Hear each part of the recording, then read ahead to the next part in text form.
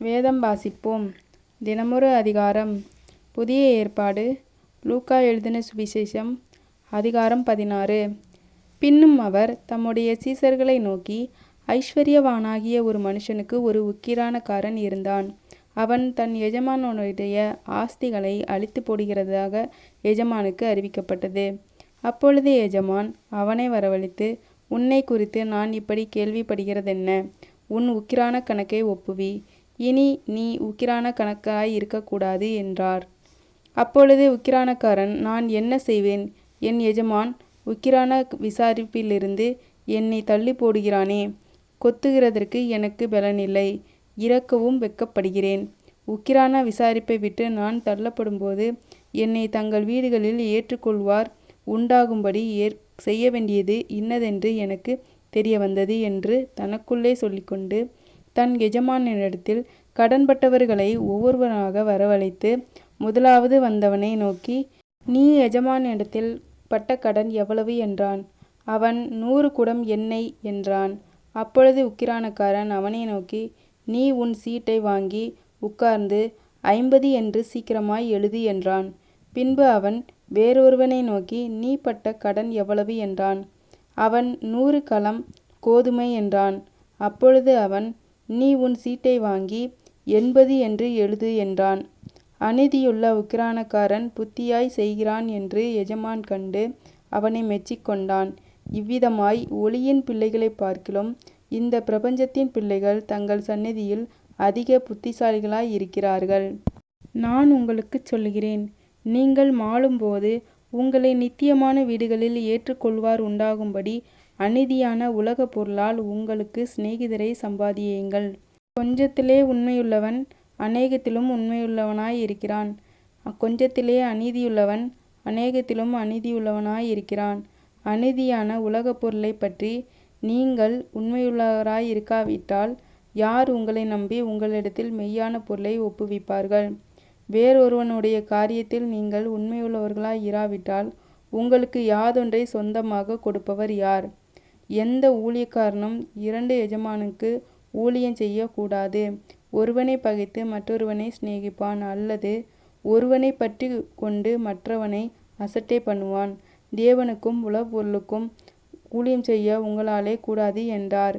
இவைகளெல்லாம் பொருளாசைக்காரராகிய பரிசேயரும் கேட்டு அவரை பரியாசம் பண்ணினார்கள்.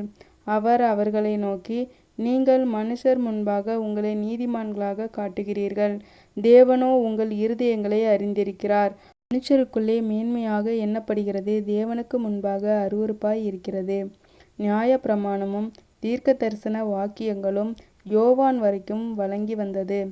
அது முதல் தேவனுடைய ராஜ்யம் சுவிசேஷமாய் அறிவிக்கப்பட்டு வருகிறது.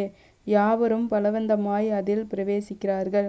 வேதத்தில் ஒரு எழுத்தின் உறுப்பு அவமாய் போவதை பார்க்கிலும் வானமும் பூமியும் ஒழிந்து போவது எளிதாய் இருக்கும்.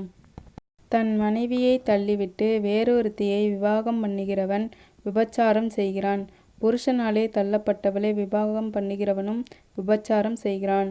ஐஸ்வர்யமுள்ள ஒரு மனுஷன் இருந்தான். அவன் இரத்தாம்பரமும் விலையேற பெற்ற வஸ்திரமும் தரித்து அனுதினமும் கம்பீரமாய் வாழ்ந்து கொண்டிருந்தான். லாசரு என்னும் பெயர் கொண்ட ஒரு தரித்திரனும் இருந்தான். அவன் பருக்கள் நிறைந்தவனான். அந்த ஐஸ்வர்யவானுடைய வாசலுலகே கிடந்து அவனுடைய மேஜையிலிருந்து விழுந்த துணிக்கைகளினாலே தன் பசியை ஆற்ற ஆசையாயிருந்தான். நாய்கள் வந்து அவன் பருக்களை நக்கிற்று. பின்பு அந்த தரித்திரன் மரித்து தேவதூதரால் ஆபிரகாமுடைய மடியிலே கொண்டு போய் விடப்பட்டான். ஐஸ்வர்யவானும் மரித்து அடக்கம் பண்ணப்பட்டான். பாதாளத்திலே அவன் வேதனை படுகிறபோது தன் கண்களை ஏறெடுத்து தூரத்திலே ஆபிரகாமையும் அவன் மடியில் லாசருவையும் கண்டான். அப்பொழுது அவன், தகப்பனாகிய ஆபிரகாமே, நீர் எனக்கு இறங்கி லாசரு தன் விரலின் நுனியை தண்ணீரில் தோய்த்து என் நாவை குளிர பண்ணும்படி அவனை அனுப்ப வேண்டும். இந்த அக்கினி ஜுவாலையில் வேதனைப்படுகிறேனே என்று கூப்பிட்டான். அதற்கு ஆபிரகாம், மகனே, நீ பூமியிலே உயிரோடு இருக்கும் காலத்தில் உனக்கு நன்மையை அனுபவித்தாய். லாசருவும் அப்படியே தீமைகளை அனுபவித்தான். அதை நினைத்துக்கொள். இப்பொழுது அவன் தேற்றப்படுகிறான், நீயோ வேதனைப்படுகிறாய்.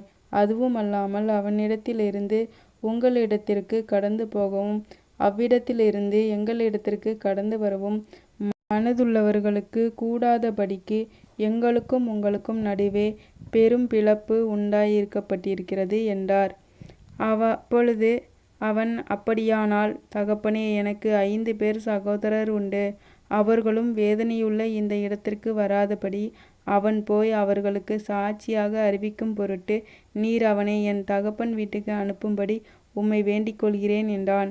ஆபிரகாம் அவனை நோக்கி, அவர்களுக்கு மோசேயும் தீர்க்கதரிசிகளும் உண்டு, அவர்களுக்கு அவர்கள் செவி கொடுக்கட்டும் என்றான். அதற்கு அவன், அப்படியல்ல தகப்பனாகிய ஆபிரகாமே, மரித்தோரிலிருந்து ஒருவன் அவரிடத்திற்கு போனால் மனந்திரும்புவார்கள் என்றான்.